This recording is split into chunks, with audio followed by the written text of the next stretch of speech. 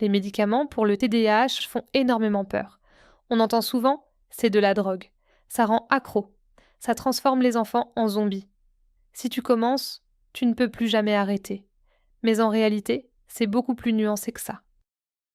Première chose, les effets secondaires existent et il faut les surveiller. Les plus connus, ce sont les maux de tête, le manque d'appétit, les troubles du sommeil, la nervosité, parfois une bouche sèche ou une vision floue.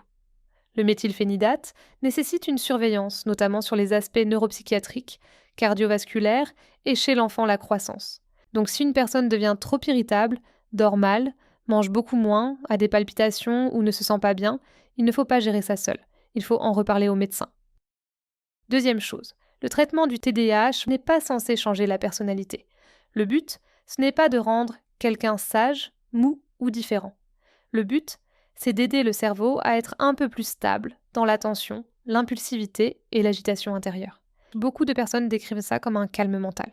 Pas forcément une euphorie, pas forcément un truc spectaculaire. Juste, mon cerveau crie moins fort.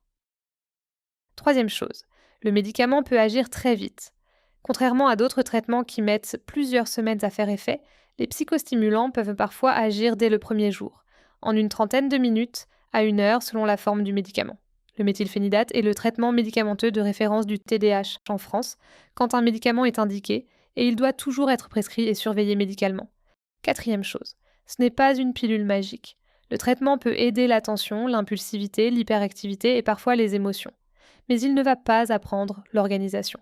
Il ne va pas réparer des années de culpabilité ou de manque de confiance. Le médicament peut aider à démarrer la voiture, mais il ne conduit pas à ta place. Cinquième chose, tous les médicaments ne durent pas pareil. Certains agissent moins longtemps. D'autres couvrent une plus grande partie de la journée, et ça change énormément le vécu de la personne.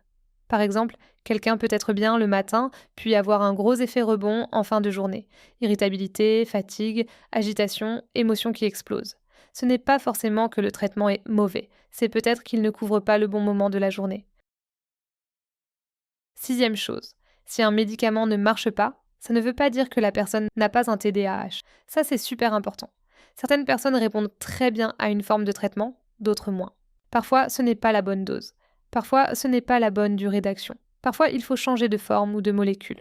Donc non, on ne peut pas faire un test du TDAH juste en donnant un médicament et en regardant si ça marche. Septième chose, beaucoup de peurs viennent d'un manque d'explication. Certains parents pensent « je ne veux pas droguer mon enfant ». Certains adultes pensent « si j'en prends, je suis faible ». D'autres ont honte d'avoir besoin d'un traitement.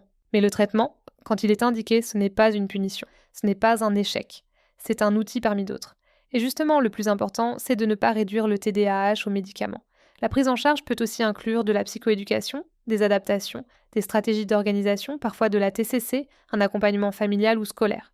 Donc la vraie question, c'est de quoi cette personne a besoin pour mieux fonctionner au quotidien ? Et ça doit toujours se réfléchir avec un professionnel de santé.